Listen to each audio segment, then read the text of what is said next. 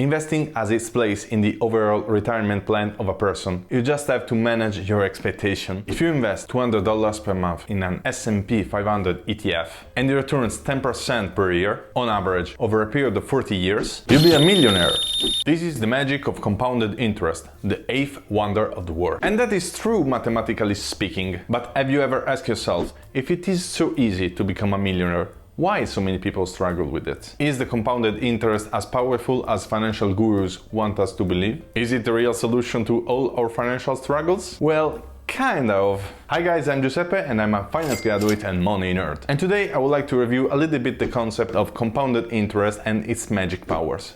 So let's get started. Firstly, what is compounded interest? For who is not used to this kind of conversation, compounding interest is the power of compounding your returns over time. Let's make a simple example. I have 1000 euro and I get over the next 3 years a return of 10% per year. So I'm getting 10% of 1000 times 3, right? Wrong. I'm getting 100 over the first year, 110 over the second year, and 121 over the third year, because my interest make more interest on their own. And over a very long period of time, this effect is very powerful. It can literally turn savings into fortunes. My experience. Following this idea, when I started investing, I was the prototype of the financial nerd, measuring and cutting all my expenses to pump more money into my investing account. And I mean, how can I blame myself? It was 2020 and everything was growing as crazy after the February dip. In that period, I cut my expenses so much that I ended up living with 800 euros in Milan. Kinda extreme if you ask me. I was following the idea that had I invested all the investable, I would have been able to retire very early in my life and reach the millionaire status faster.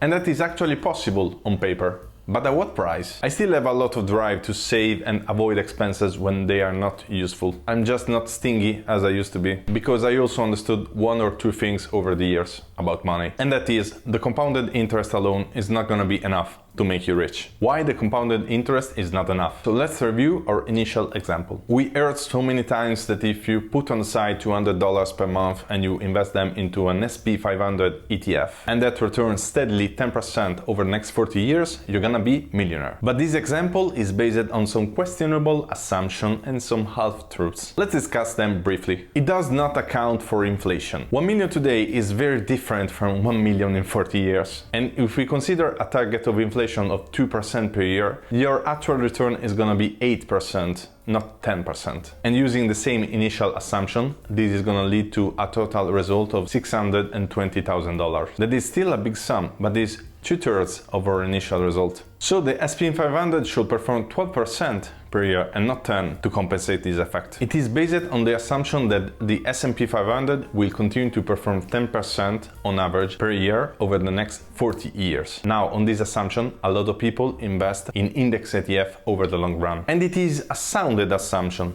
But there is a big but. If you notice how economies and the world is changing, you will also notice that countries such as China and India are gaining more and more importance over the world economy. So it is pretty much possible that the US economy will not have the same importance in the next 40 years as it had in the last 100 years. And you're gonna look for those returns in developing economies instead of US. It does not consider capital gains taxes. Yeah, the numbers show up that you reach 1 million at the end of 40 years. But that's gonna be 1 million gross, and you will have to deduct 20 to 30 to 40% of capital gain taxes depending on where you live, leaving you with 60 to 80% of your initial account value. So you have to consider that difference as well. And finally, $1 million is not so much to retire, let alone be rich. Yeah, assuming that you have 1 million and you can withdraw 4% per year safely, you're looking to withdraw something like $40,000 pre-taxes. That is gonna be like $30,000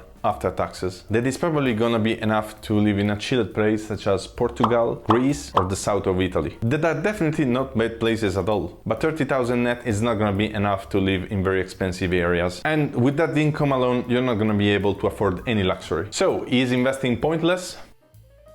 No! Investing still has its place in the financial planning of a lifetime. It's just the idea of becoming rich in your 60s by investing peanuts over 40 years that is flawed. Investing has its place in the overall retirement plan of a person. You just have to manage your expectation. Yeah, sure, you can increase the numbers of this computation and try to overcome these obstacles, but that is gonna be at the expense of your quality of life, since you will have to increase your saving rate and investing rate. So what to do? I reviewed a lot my ideas about investing in recent years, especially after some of the concepts proposed by MJ DeMarco in his book The Millionaire Fast Lane, and also the Alex Hormozi's ideas of the S&P 500. In brief, The Millionaire Fast Lane proposes the importance of building your business instead of passively investing, and how building and selling a business can set you for life, and only after selling for a big exit, investing and withdraw the 4% per year. 4% of 10 million USD is gonna be $400,000 per year. Definitely a big difference compared to our initial example. Alex Hormozi instead proposed the concept of S&P 500, saying that the S&P 500 is better than the S&P 500. Simply put, investing in yourself is gonna yield the highest return. You can learn how to make more money on the market investing in courses and mentorships, and that is gonna definitely yield more than 10% per year, and no one can divest skills from you.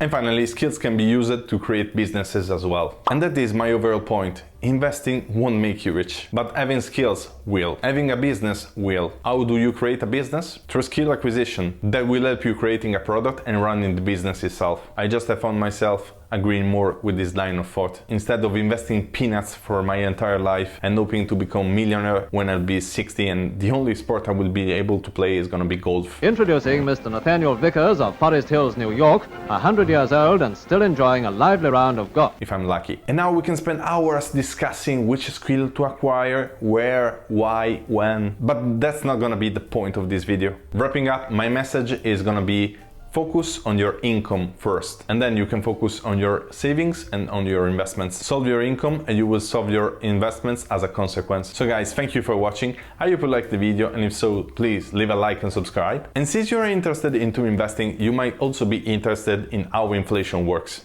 And you can find it here. Bye.